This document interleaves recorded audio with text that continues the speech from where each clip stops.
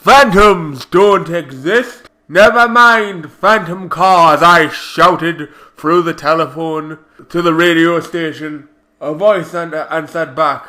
Then how do you explain a car being in two places at the same time? I'm woken up by the sound of a new voice. Disoriented and feeling heavily tired, I struggled to recognize the voice. It sounded American, which was odd, considering we don't get much foreigners in our little village in the Cumbrian countryside. I say you couldn't have come to Seoul City at a worse time. I opened my eyes. I took a glance towards a note I must have scribbled next to my documents. The car's in two places at 7:18 p.m. As soon as I saw the white walls of an airplane cabin, I remembered where I was. I was over 30,000 feet in the air. Just 24 hours prior, I was sitting down with my wife, discussing plans for our grandson's birthday, over a nice relaxing cup of tea. 24 hours afterwards, I found myself packed up like a sardine with strangers miles up in the air. Sorry, I didn't mean to wake you up. I need all the sleep I can get, and I didn't want the gentleman to feel guilty, so I smiled and replied with okay. He continued to talk. I can tell from that book you're reading you must be a big fan of Soul-bought taxis. It's a shame since the Heart-Stop Square disaster, our taxis are moving at a snail's pace. I then realized that I had my research documents up. There must have been a reason why he realized I wasn't from Seoul City. I must have dozed off while trying to take a look at them. The Soul-bought taxis. I was sure that was a nickname for Seoul City's solar-powered driverless taxis, but I hadn't heard the term Heart-Stop Square disaster before. I thought to make a note for later. It's probably another name for the I-54 incident. Before I could check, I started to feel dizzy. I was too tired to think properly at the time, so I dozed off again. I hope the gentleman didn't think I was ignoring him on purpose. I woke up, took a glance at the closest window. We're about to land soon. I've been asleep for most of this flight, although with somewhat the unique combination of jet lag and fatigue from travelling for mostly 24 hours that these long plane journeys bring. I am extremely exhausted. I felt like I just had nobody to collect my luggage and go through customs. Along with the documents about Seoul City's robot taxis, the I-54 incident and hotel, I was told to bring this barcode on the back of the hotel booking document and show it somewhere, but I couldn't remember where. I must have been trying to work it out for half an hour. I noticed a city official with a sign, Arthur Stone. Poor man. Must have been worried he was waiting at the wrong exit or something. In my defense, I just finished a 24-hour journey on multiple planes through multiple countries. I wouldn't have been surprised if it turned out I accidentally fell asleep while I was trying to work out what to do. He welcomed me to the city, apologizing for not noticing me earlier. I apologized back. I know my wife Gwen wouldn't be pleased if I left this poor bloke thinking it was his fault. It was Derek Miller, the person in charge of public transport for Seoul City. He tried to explain what he does and what was going to happen for the next few days, but at the time I was too tired to pay attention. I assumed I didn't need to worry, as whatever is explained will be explained again when I meet up with the other investigators and city officials in a few days. Mr. Miller mentioned that I just need to scan the hotel barcode using my phone and it will take me straight to the hotel. Luckily for me, the city was willing to pay for my taxi fares during my stay. Seeing that I was almost asleep just trying to pay attention, Mr. Miller set me up with the robo-taxi.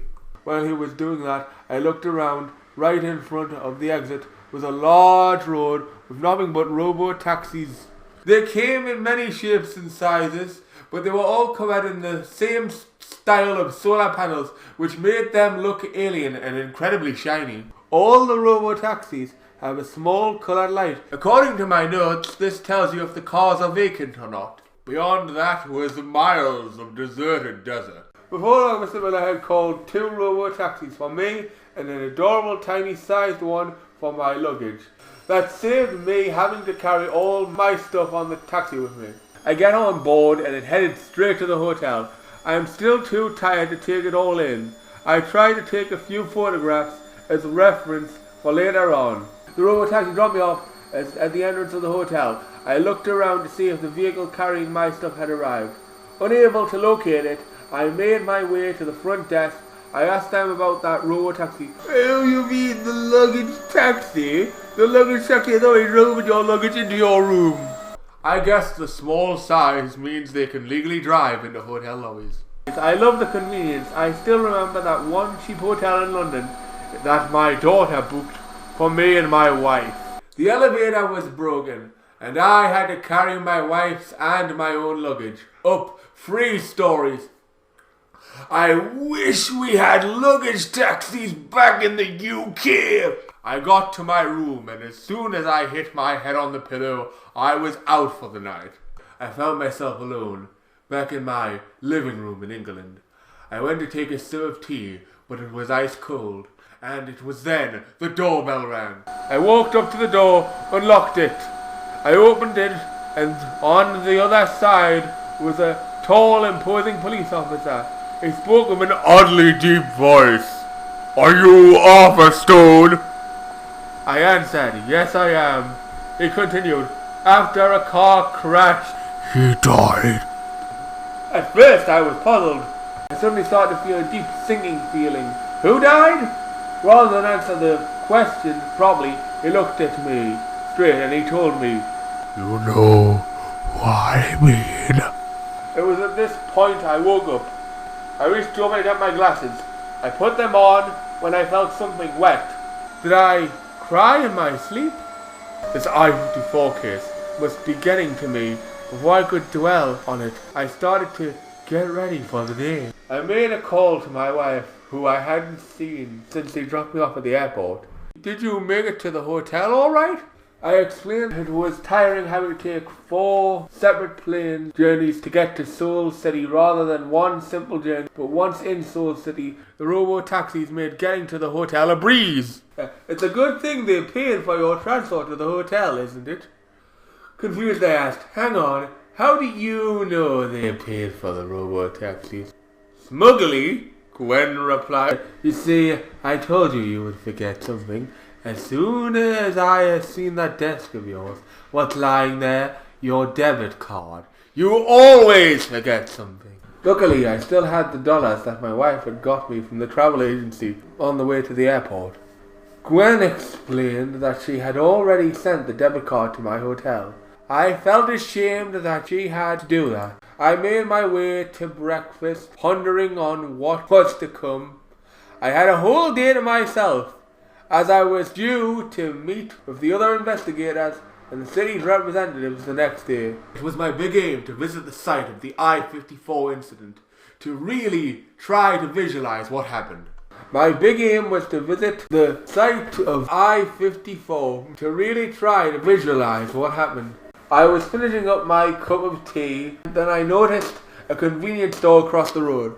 I needed to pack something to eat. While I'm there, I thought it'd be best to get bottles of water and sunscreen, especially since I'm now in a Californian summer in the middle of the Mojave Desert.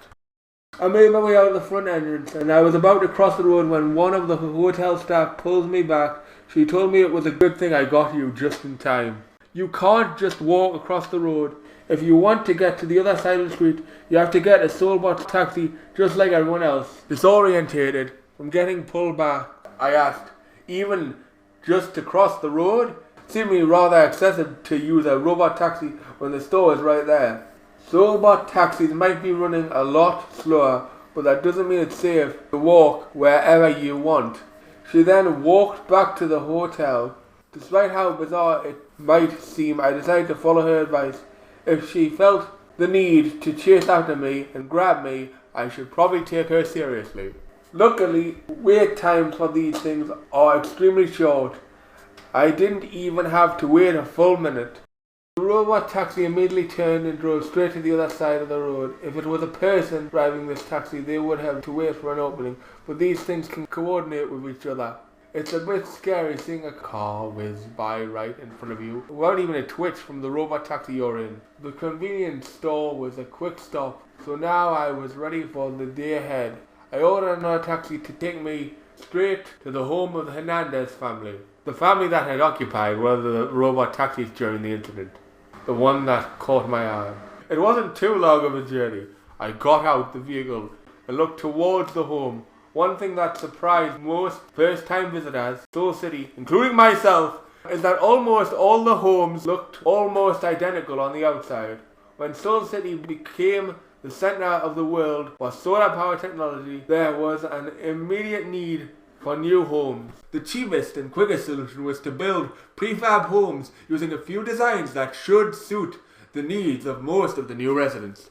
Although this home is just like any other home in Soul City, to me, I got this strange sensation that it's just a front, almost like the houses look fine on the outside, but the house doesn't feel fine on the inside. If I recall the report I got yesterday, the father and the youngest child were pronounced dead at the scene. I hope the others make it, but according to what I read, it's not looking great. I stayed long enough. I need to continue my work. I ordered another robo-taxi, making sure I ordered the same kind the family got. The standard variant were built for a capacity of 2, but since the family were travelling all together, they got the larger family carrier. The taxi arrived and I get in. I checked the insides to make sure this was the right one. It was. I'm surprised at just how much more room this had compared to the standard version. Obviously, the standard version was designed to carry 2 people, like the one I got on before, but this type looks like it can carry up to 10. I ordered a taxi to head to a restaurant close to the I-54 incident. I want to force the robotaxi to go through the intersection so I can check to see how it behaves, as well as learn as much as I can about Hernandez's journey in a way that looking through piles of papers and ink can't. That was The Phantom Car of Soul City, read by John Thompson. That was part 1. The next part will be released in the second issue of Splinter Zine when that comes out.